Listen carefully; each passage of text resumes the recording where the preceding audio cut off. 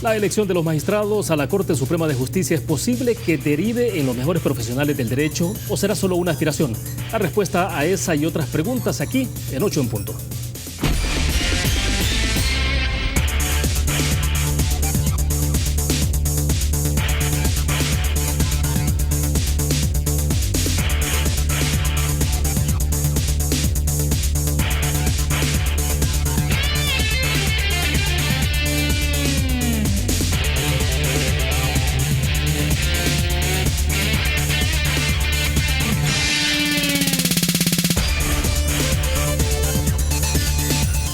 Este es el momento de todos. Banco Agrícola nos hace un llamado a la reflexión, a que nos demos cuenta que este es el momento de hacer que las cosas sucedan, de superar adversidades y sobrepasar límites. Es nuestro momento de construir un mejor país todos.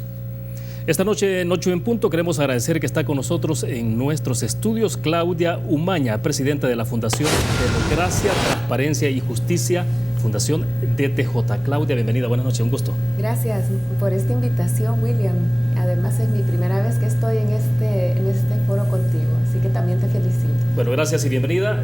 También agradecemos a Humberto Sáenz, presidente del Centro de Estudios Jurídicos de El Salvador, que está con nosotros esta noche acá en 8 en punto. Humberto, bienvenido, buenas noches. Muchísimas gracias, William, por la invitación. Un gusto estar aquí contigo y con los amigos, colegas. Excelente. De igual forma agradecemos a Javier Castro, él es director del Departamento de Estudios Legales de FUSADES. Javier, bienvenido, buenas noches. Buenas noches, William, y felicitaciones por este espacio que estás conduciendo. Bueno, perfecto. Para iniciar varios temas en agenda, vamos a tratar de avanzar y correr un poco porque me gustaría que habláramos un poco sobre sentencias de Sala de lo Constitucional, pero sobre todo lo que tiene que ver con el sistema de partidos políticos. Como ya ustedes lo saben, el día de ayer prácticamente la Sala de lo Constitucional se despachó con 3 resoluciones. En un caso concreto, el caso Roque Dalton, el secuestro del embajador de Sudáfrica durante el pasado conflicto armado, donde prácticamente también se está intimando en este caso particular al presidente de la República, Salvador Sánchez Serén, porque él en su momento era el responsable de las Fuerzas Populares de Liberación, FPL. Y el otro tiene que ver con prácticamente la orden que se está dando para el Tribunal Supremo Electoral en el caso particular de Cambio Democrático y PSD. La Sala de lo Constitucional no está diciendo en esa resolución cancélese, pero se infiere que por el contenido y cuando se habla del tema de constitucionalidad le está dejando la decisión final al Tribunal Supremo Electoral. Claudia, me gustaría comenzar con usted en términos de cuál ha sido en términos concretos la contribución de Sala de lo Constitucional, pero en este caso particular la cancelación de Cambio Democrático, que es lo que se está hablando ahora, que el Tribunal Supremo Electoral tendrá que tomar como una decisión final de cancelar Cambio Democrático y Partido Socialdemócrata, porque esto nos permite introducir al tema de qué es lo que ha hecho la Sala de lo Constitucional en términos del ordenamiento del sistema de partidos en el país. Su opinión. Sí, bueno, debemos de recordar que tal vez de los mayores aportes que ha dado esta Sala de lo Constitucional ha tenido que ver con toda la materia electoral. Y en ese sentido han habido a lo largo de estos 9 años una verdadera modernización y cambios profundos en nuestro sistema electoral. Dicho sea de paso, también estas reformas han incomodado de forma muy importante, yo diría con efectos que trascienden a lo que es el ámbito electoral, a toda la clase política. En particular, durante estos 9 años hemos visto que se han abierto las listas, se han dado candidaturas independientes, se han ciudadanizado las mesas receptoras de votos. Hemos tenido cambios que también han incluido tocar el tema de esa barrera que existe en cuanto a poder llevar a cabo una elección y resultar que todavía se cuenta con esas preferencias de tal forma que se pone una barrera que si no se logra un cierto número de votos, pues entonces se puede proceder a la cancelación de un partido, lo cual además es en la legislación comparada algo que sucede en otros países. Debo reconocer que esta última sentencia sobre la materia, particularmente para el CD, es tal vez una que es congruente con anteriores sentencias, es decir, es una sentencia que guarda, digamos, la misma línea de pensamiento que ya antes ha afectado a otros partidos políticos como el mismo PCN, PDC. Hemos visto entonces que se vuelve a reiterar ese tipo de pensamiento. Ahora, lo interesante es que la pelota le queda al Tribunal Supremo Electoral y en ese sentido es respetuosa la Sala de lo Constitucional y le pasa a el otro foro esta decisión que claramente va a tener repercusiones muy importantes para el CD particularmente porque en los últimos meses ha recobrado un nivel de relevancia a partir de la candidatura que se ha estado por ahí mencionando de Nayib Bukele. De acuerdo, bien, porque uno se pregunta en este caso hasta dónde la Sala de lo Constitucional también ha fortalecido entonces la democratización del sistema de partidos. Y antes de pasar entonces con Humberto y con Javier, quiero que escuchemos algunas declaraciones que ha dado Juan José Martel, el secretario general de Cambio Democrático, después que se conoció entonces esta resolución de Sala de lo Constitucional. Veamos. ¿Cómo es posible de que se le ordene al tribunal que continúe un proceso que finiquitó, que sentenció hace casi 3 años y que ellos estaban en la obligación de resolver en los siguientes 25 días hábiles? Para la Sala de lo Constitucional esos argumentos no valen. Ellos están haciendo en este momento los mandados a los grupos de poder fáctico de este país. Ha resuelto estos días justamente porque es de los casos más antiguos que estamos queriendo borrar la mora judicial. No tiene nada que ver con teorías conspirativas de si la sala está pendiente de movimientos de un candidato o de determinado partido. Bien, perfecto. A ver, Humberto, lo que se ha señalado en esa sentencia de la Sala sobre el caso particular de Cambio Democrático y PSD es el artículo 47 de la Ley de Partidos Políticos que señalan que no es inconstitucional. Una opinión inicial rápido sobre este caso en particular y hablamos entonces, ahora sí, sobre el tema de si lo que ha ocurrido alrededor del trabajo de la Sala ha ayudado a democratizar el sistema de partidos. Sí, lo que pasa es que en realidad en este proceso, en la decisión que conocimos el día de ayer de la Sala de lo Constitucional, hay que tomar en cuenta que la Sala está resolviendo en 2 casos a la vez, en una sola resolución. Una es la que menciona el diputado Martel, en donde, de acuerdo a él, además de la crítica implícita que está en sus declaraciones, hay una obediencia a poderes fácticos que no identifica. A mí siempre me ha llamado la atención ese tipo de expresiones y paréntesis aparte también me parece un tanto irresponsable que un diputado se esté refiriendo de esa manera a una decisión de la Sala de lo Constitucional. Pero bien, regresando, la Sala está resolviendo una declaratoria de inaplicabilidad que en efecto hace algunos años ya realizó el Tribunal Supremo Electoral. Y en esa decisión lo que está diciendo la Sala de lo Constitucional es: no pudo ni siquiera existir el acto como para que yo me pronuncie al respecto, porque ese supuesto desconocimiento, esa inaplicabilidad decretada por el Tribunal Supremo Electoral a una disposición, concretamente el artículo que tú mencionas del Código Electoral, ni siquiera obtuvo el quórum suficiente para poder ser considerado como válido. Entonces, eso es inexistente y por lo tanto la Sala sobresee ese caso. Es decir, todo este ruido que se ha estado generando por una inaplicación del Tribunal Supremo Electoral, en realidad la Sala lo resuelve, a mi criterio, con un excelente criterio jurídico, diciendo: aquí no existió el quórum suficiente para resolver, solamente 3 de los magistrados del Tribunal Supremo Electoral tomaron esta decisión, eso es inexistente, yo no puedo revisar esa decisión. Y pasa al siguiente caso. Y el siguiente caso es una demanda de inconstitucionalidad que algunos ciudadanos se interponen en contra de esa misma disposición. Dicho de manera sencilla, la Sala simple y sencillamente acumuló 2 procesos y resolvió. Y al resolver la inconstitucionalidad es donde dice: este artículo no violenta disposiciones constitucionales. Este artículo admite una interpretación conforme a la Constitución y por lo tanto no lo vamos a sacar del ordenamiento jurídico. Entonces eso significa que esa disposición ha estado siempre ahí, está al día de ahora y por lo tanto el Tribunal Supremo Electoral tiene que hacer su tarea. No existió el acto administrativo, ahora use esa disposición para decidir lo que corresponda.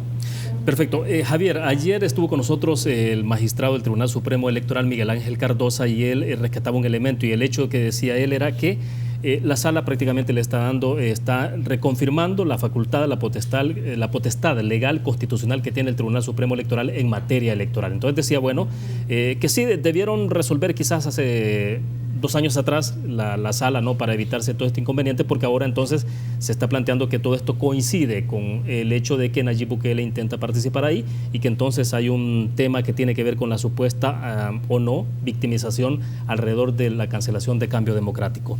Pero hay ese punto, ¿no?, de inflexión que se plantea en términos de la facultad que se le está devolviendo entonces, o se le está reiterando más bien al Tribunal Supremo Electoral. ¿Tu opinión?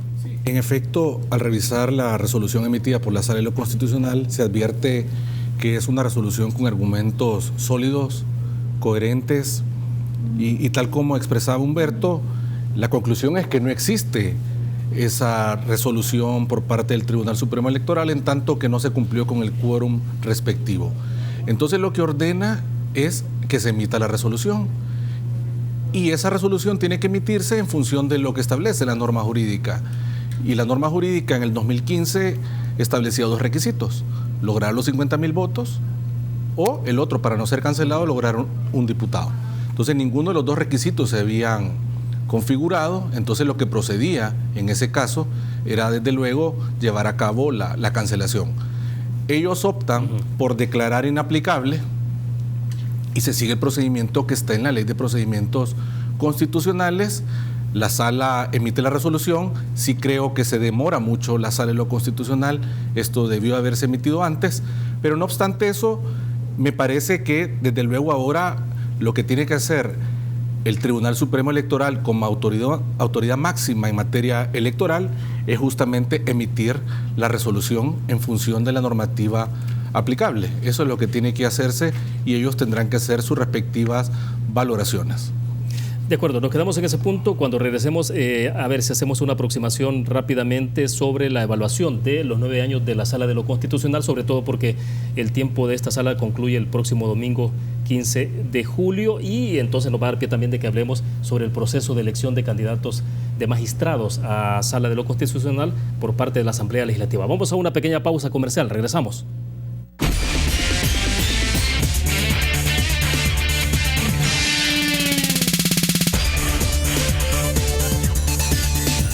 Banco Promérica cuenta con la garantía de rapidez en todas sus cajas, donde te atienden en 20 minutos o menos. Continuamos en 8 en punto. Les decía en el segmento pasado, bueno, hacer una especie de evaluación de 9 años de gestión de la Sala de lo Constitucional.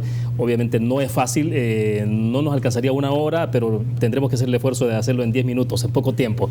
Pero a ver, Claudia, no sé si hasta dónde es exagerado o no, o demasiado pretencioso establecer que esta Sala de lo Constitucional durante 9 años fue garante o fue un puntal esencial en el sostenimiento del sistema democrático en el país, a la luz de todas las sentencias que emitió y que tuvieron que ver incluso con el sistema de partidos políticos, toda la parte incluso del tema de la probidad en nuestro país.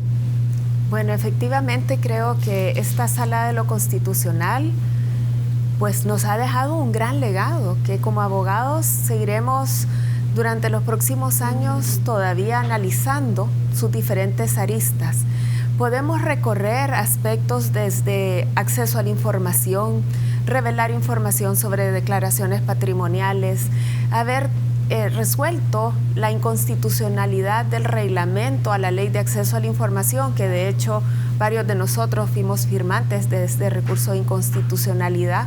Se recuerdan cuando se dio aquella reforma express de la Ley de Enriquecimiento Ilícito y se creó una nueva Ley de Probidad que nosotros habíamos trabajado durante meses y un par de años.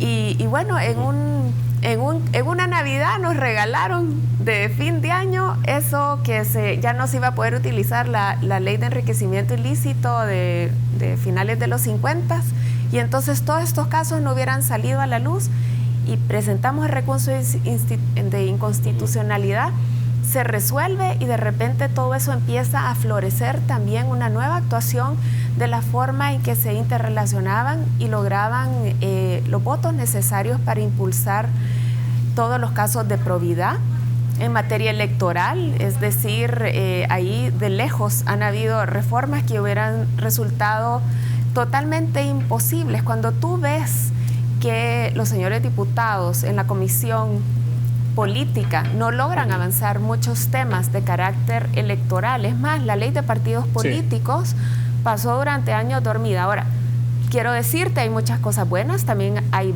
varias sentencias bastante controversiales, objetables, por ejemplo, como la de los 900 millones y que se resolvió ahí el tema también de diputados. Y también te voy a decir, a veces los tiempos, la lectura de los tiempos a veces ha sido bastante controversial, como el ¿eso caso... tiene que ver con el timing, el momento en que se emiten resoluciones? De las resoluciones, como precisamente esta última sentencia, que lo ideal hubiera sido que se hubiera logrado resolver antes de las elecciones. El caso de Cambio Democrático estamos hablando, ¿no? ¿Sí? Y PSD.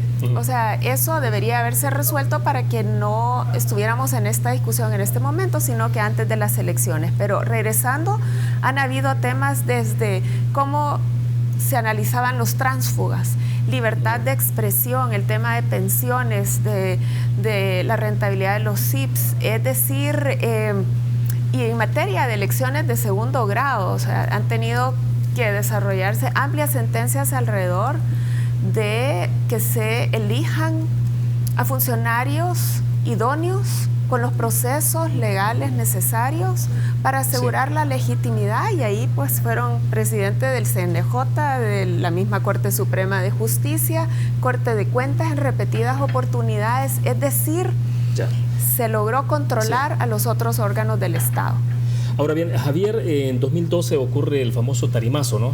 En ese momento parece que fue uno de los momentos más tensos que vivió la Sala de lo Constitucional, incluso que se advertía como la posibilidad de un retroceso en materia del trabajo que se había desarrollado desde la Sala de lo Constitucional. Y hubo momentos también en donde tal parece que confluyeron todos los partidos políticos, el famoso decreto del 743, si no mal recuerdo, ¿no? Correcto. Que prácticamente todos confluyeron. Entonces, pero ha pasado altos y bajos 9 años de Sala de lo Constitucional. Yo creo que esta Sala de lo Constitucional, si la vamos a recordar por algo, es justamente por el legado que deja de independencia judicial, y que es lo que debe caracterizar a todo tribunal y a todo juez.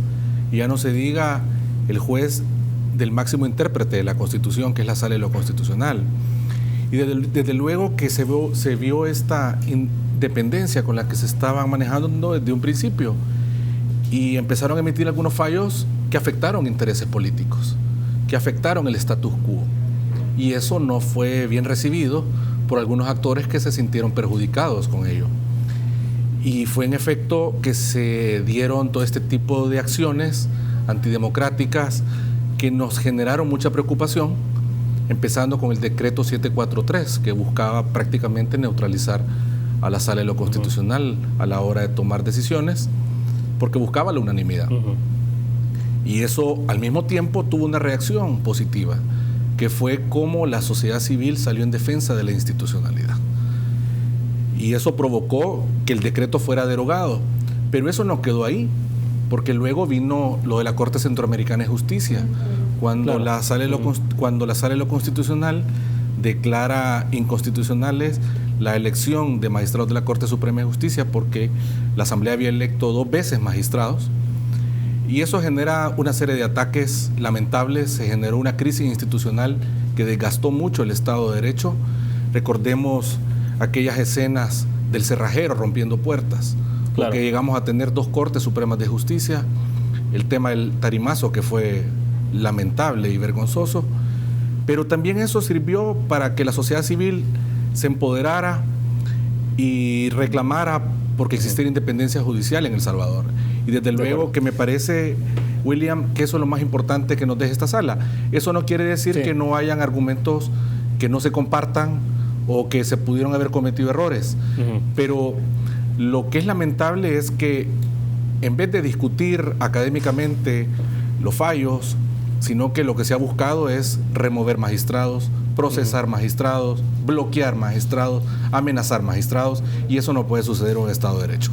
De acuerdo. A ver, Humberto, vimos en esta Sala de lo Constitucional en 9 años una sala hecha a la medida de ciertos sectores, de ciertos actores políticos en este país, o efectivamente el trabajo en términos generales que hizo la Sala de lo Constitucional tuvo que ver con la garantía y el respeto al Estado de Derecho en el país, porque el otro punto que me lleva es también al tema de jurisprudencia, que lo vamos a ver en un momentito, y es hasta dónde la jurisprudencia que se ha sentado puede ser revertida o no. Pero el primer punto, por favor. Bueno, esta sala yo creo que intentó ser hecha a la medida. no hay que olvidar cuál fue el origen de esta sala. Cuando se decide, toma decisión en casa presidencial. Cuando se toma la decisión en casa presidencial, es una decisión en donde claramente los partidos políticos en aquel momento, los representantes de los partidos políticos en aquel momento, incluido el presidente de la República, intentan confeccionar una sala a la medida de las necesidades. Eso está clarísimo. Y se reparten de manera evidente y sin discusión las designaciones de las personas que más adelante conformarían la sala. Lo que pasa es que el tiro le salió por la culata, porque lo que no esperaban es que prácticamente de manera inmediata estas personas llegaran y, como bien dicen Claudia y Javier, se manejaran con total y absoluta independencia en el desempeño de su cargo, que yo coincido que es uno de los legados más importantes. El que hayamos disfrutado de esa independencia judicial por 9 años, más el hecho que los ciudadanos, todos, porque ahora no solo hablamos del gremio de abogados, no solo hablamos del gremio periodístico, sino que todos los ciudadanos nos ocupemos de leer la Constitución, nos ocupemos de leer las decisiones de la Sala de lo Constitucional, discutamos hasta fines de semana las consecuencias de las decisiones de la Sala de lo Constitucional. Eso creo que es un legado enorme que nos está dejando, porque nos ha educado a los ciudadanos, de manera general, nos ha educado en nuestros derechos fundamentales y en los mecanismos que tenemos para buscar la protección de esos derechos fundamentales. Eso es algo encomiable que hay que aplaudirle y agradecerle a estos magistrados, que por supuesto han dictado decisiones con las que en algunos casos no hemos podido estar de acuerdo, y así es un Estado de Derecho. Nosotros hemos criticado fuertemente casos en donde hemos visto que no se ha observado el principio de congruencia, casos en donde se han tomado medidas cautelares que nos han parecido poco apropiadas, casos en donde se han agilizado los procesos y en otros casos han tardado mucho más. Yo recuerdo el caso del presidente Saca, de la candidatura del expresidente Saca, que nosotros lo criticamos fuertemente porque la sala esperó hasta que el expresidente Saca corriera, votara a la ciudadanía por él, pues una porción de la ciudadanía, y hasta después emitir un pronunciamiento. ¿Qué hubiera pasado? ¿Se pudieron cometer excesos? Pudieron haberse cometido excesos, sí, sin duda alguna, pero todos estos excesos que son connaturales al ejercicio jurisdiccional han sido cometidos, y eso creo que es lo importante, de buena fe, con independencia y con una visión de Estado de Derecho, que es lo que nosotros estamos reconociendo. Nosotros incluso hace unos pocos días les dijimos frontalmente que ellos, y estas fueron las expresiones que utilizamos, nos habían devuelto la majestad de la justicia en este país en un momento en que habíamos perdido, la ciudadanía en general, insisto, mucha credibilidad en el órgano judicial. Perfecto, vamos a hacer otra pausa comercial. Cuando regresemos avanzamos en la conversación y a ver entonces, porque lo que está en desarrollo en este momento es si la Asamblea Legislativa logrará salir en los tiempos establecidos para elegir nueva Sala de lo Constitucional, sobre todo porque el plazo de la actual sala vence el próximo domingo 15 de julio. Vamos a la pausa, regresamos con más.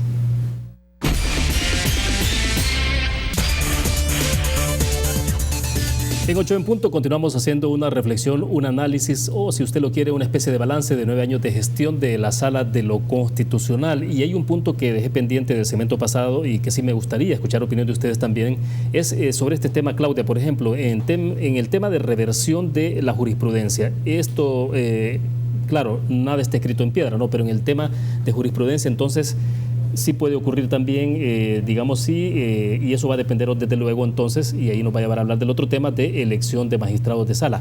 Pero mientras tanto, la jurisprudencia sí puede revertirse. Sí, en nuestro sistema, claro que se puede revertir una sentencia. Lo importante ahí es la argumentación, y eso es algo muy importante. Creo que se hablaba en el segmento anterior, justo como ahora todos andamos con la sentencia, leyéndola, analizándola, así que esa congruencia, ese marco lógico que se debe de desarrollar, creo que es la mayor riqueza en el derecho. Así que esperaremos que si se revierte alguna sentencia, porque hay aspectos que también se van a ir modificando a través de los años, se va adecuando, la Constitución se interpreta llenando de contenido ciertos términos dentro del mismo límite de la Constitución, así que obviamente sí hay posibilidad que se puedan hacer sentencias que vengan a modificar lo que ya se ha resuelto, pero nosotros esperaremos que siempre se resuelva con forma robusta, lógica, congruente, y de esa forma lo seguiremos también vigilando desde la sociedad civil. Ahora, por eso es esencial entonces todo este tema que tiene que ver con el proceso, cómo se define el proceso de elección de nuevo magistrado, ¿no? Porque lo que hemos escuchado hasta hoy, bueno, Leonardo Bonilla, el diputado no partidario, que incluso se atrevió a presentar algunos candidatos y ponerlos sobre la mesa, digamos, sobre la base de supuestos mejores perfiles. Y ahí también pudimos observar que esta semana el PCN, PDC y Arena estaban hablando de algunos potenciales candidatos, digamos, que podían contar con una buena correlación en términos de votos, y el caso de Aldo Enrique Cader, se hablaba de Alex David Marroquín, de Carlos Sánchez Escobar, de Marina de Torrente y Martín Rogel Cepeda. Digo, lo que se está haciendo en este momento en la Asamblea Legislativa, ¿cómo se puede definir? Porque ha habido prácticamente dos fases, ¿no? La primera tuvo que ver con este proceso público donde ustedes, debo entender que participaron, y entiendo que estuvieron los tres en este proceso inicial. La segunda fase que viene es donde incluso se está hablando hasta dónde puede haber presencia de ustedes como sociedad civil en esta segunda fase. Pues mira, que nosotros como observadores del proceso ya llevamos varios meses, hemos venido vigilando todas las fases, incluyendo la FEDAES y también en el Consejo Nacional de la Judicatura, pero, a ver, nosotros como sociedad civil, ¿en qué podemos ser propositivos? Es precisamente en la fase legal y nosotros habíamos propuesto reformas al reglamento interior de la Asamblea Legislativa, que no solo incluían entrevistas, todo este tema de publicidad, aspectos relacionados con mayores criterios para poder evaluar a los diferentes candidatos. Fíjate tú que nosotros habíamos, digamos, dado elementos para un baremo, es decir, que a estas grandes características, como por decir, bueno, yo quiero saber si esta persona tiene la solvencia moral, el conocimiento, la templanza, si estas personas van a lograr ser independientes, pues que se le pusieran elementos comprobables para poder hacer ese análisis. Es decir, discernir quién es un candidato más robusto que otro. El día de ayer también conocimos este baremo del diputado independiente que nos ha llamado muchísimo la atención. Creemos que está bien logrado. También el DPLF, el Due Process of Law Foundation de Washington, también hizo este documento que hablaba de las entrevistas y se hacía una valoración muy importante que creo que también deja reflejado los avances y también qué elementos deberían de haberse manejado mejor. Dentro de los avances, bueno, ha habido este seguimiento a través de la televisión de la Asamblea Legislativa. La vía Dueñas ha resultado un lugar hasta demasiado amplio para la sociedad civil porque no logramos acudir tantos. Pero lo que sí es cierto es que en ese sentido sí han habido avances. Pero todo esto se puede caer en esta siguiente fase porque lo técnico ya se empezó a desdibujar y ahora ya vemos a los partidos en plena negociación. Javier, algunos diputados han aceptado incluso en este espacio de que efectivamente ha habido reuniones bilaterales de los partidos políticos con algunos candidatos. ¿Esto hasta dónde es normal dentro del proceso? Sí, yo pensaría que un proceso de elección de funcionarios que lleve a cabo la Asamblea Legislativa tiene que estar dotado de los mayores niveles de transparencia y pensaría que lo recomendable y lo que no debería estar pasando es que se den este tipo de reuniones. No quiere decir que todas las reuniones sean malas, pero se puede prestar a componentes que creo que no abonan a la transparencia del proceso. Fíjate que William, que al respecto hemos escuchado otras experiencias. Por ejemplo, en Chile se acaba de aprobar una ley de lobby que regula todo este tipo de reuniones. Y también hemos escuchado prácticas de, por ejemplo, de que cuando se dan estas reuniones, porque puede darse que sea justificado, luego de que pasa un tiempo determinado, todo se transparenta y se conoce públicamente todo lo que pasó en esa reunión. Entonces yo creo que pueden buscarse mecanismos para que este tipo de espacios sean con la mayor transparencia. De acuerdo. A ver, Humberto, entonces, para cerrar este segmento, pero entonces la última fase es crucial, ¿no? Lo que viene en este momento. Pero entonces, ustedes como sociedad civil, como en el caso del Centro de Estudios Jurídicos, ¿está participando en esta última fase o ya no? ¿O ustedes están ausentes de este proceso? Como Centro de Estudios Jurídicos, seguimos participando en esta fase del proceso evaluando, analizando, observando qué es lo que está pasando. Y obviamente nosotros, siendo parte del Consorcio por la Transparencia y Lucha contra la Corrupción, que venimos también, como bien dice Claudia, batallando con este tema desde hace mucho, pues vamos a mantener la insistencia en que el proceso de elección se conduzca observando lo más cercanamente posible altos estándares para que en efecto la Asamblea Legislativa pueda elegir a las mejores personas y se trate de una elección por mérito, que nos garanticemos en alguna medida que los próximos 9 años vamos a seguir gozando de esa independencia judicial a la que ya estamos acostumbrados y que queremos seguir disfrutando por otros 9 años más. Entonces sí tenemos ese rol contralor dentro del proceso. Evidentemente también que el Centro de Estudios Jurídicos tiene una propuesta concreta que la hizo a través de la Federación de Asociaciones de Abogados, la presentó en su momento, la sometió al escrutinio del gremio cuando candidatos propuestos por el Centro de Estudios Jurídicos fueron a la elección de FEDAES, y hay 4 personas ahí que nosotros pensamos que reúnen plenamente los requisitos para ser magistrados de la Corte Suprema de Justicia, y que lo sabemos a ciencia cierta porque hicimos un proceso previo. Nosotros sí hicimos nuestra propia tarea en donde aplicando un protocolo que se elaboró para este caso en particular, determinamos quiénes sí y quiénes no. ¿Y eso tenían lo hicieron, las características. Humberto, sobre la base de la escala de 1 a 10 o fue porcentajes? Fue sobre la escala de 1 a 10. Nosotros hicimos un baremo, nosotros hicimos una tabla que calificaba diferentes circunstancias y diferentes características de los postulantes en aquel momento del Centro de Estudios Jurídicos, y pasaron por varias evaluaciones, por un comité de selección, por un proceso de entrevistas, por un proceso en donde el gremio o los miembros del centro pudieron hacer llegar sus observaciones, lo positivo y lo negativo que consideraban de estas personas, y al final hubo una decisión que fue tomada por la Asamblea General del Centro de Estudios y luego sometida, como digo, al escrutinio a través de la FEDAES. Pero no quiero cerrar sin decir que, si bien nosotros hemos valorado avances importantes en este proceso de elección, los hemos dicho públicamente, nos está preocupando un poco esta última etapa. Nos está preocupando un poco porque, como también has señalado ya varias veces, el 15 de julio se supone que deben estarse decidiendo quiénes son estas personas, y al día de hoy, hasta esta hora al menos, no sabemos de ninguna deliberación pública que haya existido entre los diputados que tienen que realizar esta elección. Y cuando hemos pedido transparencia durante todo el proceso, es ahora donde mucho más todavía debe existir esa transparencia. Perfecto, nos quedamos en ese punto, hacemos la última pausa comercial, regresamos.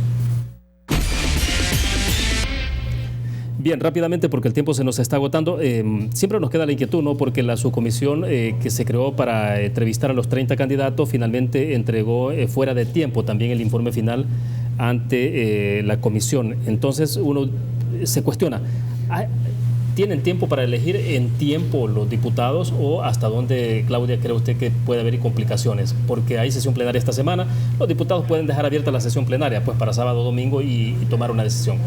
Creo que por el nivel de importancia de elegir al máximo intérprete de la Constitución, debe de elegirse en tiempo, y el día viernes deberíamos de ya contar con los magistrados electos, y no solo en tiempo, sino que con calidad. De ese listado sale una buena sala de lo constitucional, y eso es lo que estamos observando. Desde la sociedad civil creemos que el nivel de sofisticación al que se ha llegado es ya lo suficientemente como para que el resultado sea muchísimo mejor a lo que antes hemos vivido. Así que ese es el gran reto, esa es la responsabilidad que pesa sobre los hombros de todos los diputados, de los 84, y además que les hemos estado pidiendo a través de amplias campañas no nos vayan a defraudar. De acuerdo. Humberto, ¿cómo es esto? Es decir, ¿cómo es posible que el Centro de Estudios Jurídicos hubiera establecido un baremo para poder hacer este proceso de selección? Incluso el diputado independiente o no partidario, Leonardo Bonilla, también ha hecho ese proceso, pero no conocemos que, por ejemplo, que la comisión finalmente tenga en sus manos un baremo también para tomar una decisión final. ¿Y eso ¿Qué está pasando? Pues no lo sabemos, porque eso es algo que lo hemos venido diciendo prácticamente desde el inicio, desde que incluso se propusieron las reformas al reglamento interior de la Asamblea Legislativa. Ahí se solicitó que desde esa época se pudiera establecer ese baremo, esos parámetros de elección. hemos visto con muy buenos ojos el esfuerzo que ha hecho el diputado no partidario y su equipo, y pensamos que ese es un esfuerzo que habría que emular, y si no se pudo hacer, que hubiera sido lo ideal, hacerlo a todos los miembros de la subcomisión política o de la comisión política, poder haber elaborado ese baremo, pues entonces que los partidos políticos ahora lo hagan, de modo, cada quien, y que compartan el resultado, obviamente que transparenten el resultado y que compartan el resultado, y que eso sirva de base para entrar a las discusiones que deberían estar iniciando mañana. A mí me preocupa la inexistencia de ese baremo, me preocupa además que hoy que estaba reunida la comisión política observé ausencias importantes entre los miembros de la comisión política. No sé si no se le está dando a este proceso la importancia que amerita, la trascendencia que en efecto tiene. No sé si no se está vislumbrando lo que de verdad nos estamos jugando con esta elección. Y el hecho de que ahora en la comisión política no estuvieran varios de los miembros importantes, eso causa también una preocupación adicional, sobre todo porque no se sabe cuál es la justificación o la razón por la que ellos no se encuentren presentes ahora. Vamos a ver, creo que nos alcanza el tiempo para poder escuchar las opiniones y ver las opiniones de algunos legisladores sobre la materia, lo que estamos conversando. Vamos a las opiniones. Por las mismas atribuciones que me concede el reglamento interior, la disponibilidad de que todos ustedes les pidan a sus grupos parlamentarios de que queden atentos a una llamada para el fin de semana. Y esperaríamos pues que esta elección pudiera darse sin contratiempos el mismo viernes. Si hay que venir, ¿de acuerdo? Para poder elegir en tiempo. Si ya lo hicimos todo en público, pues para que continúe la transparencia, esta evaluación también la presentemos en público. Y así sepan que salieron los mejor evaluados en todo aspecto. Bueno, perfecto. Javier, bueno, ahí está un poco el compromiso de los diputados, pero igual, o sea, el tema siempre tiene que ver con esto, bueno, siempre cuando se comprime el tiempo, entonces existe siempre el peligro, ¿no? Que a veces no se tomen las mejores decisiones. Y con esto de los baremos, no se tienen baremos, entonces tampoco la sociedad está conociendo un poco cuál es, sobre la base de qué están tomando la decisión final.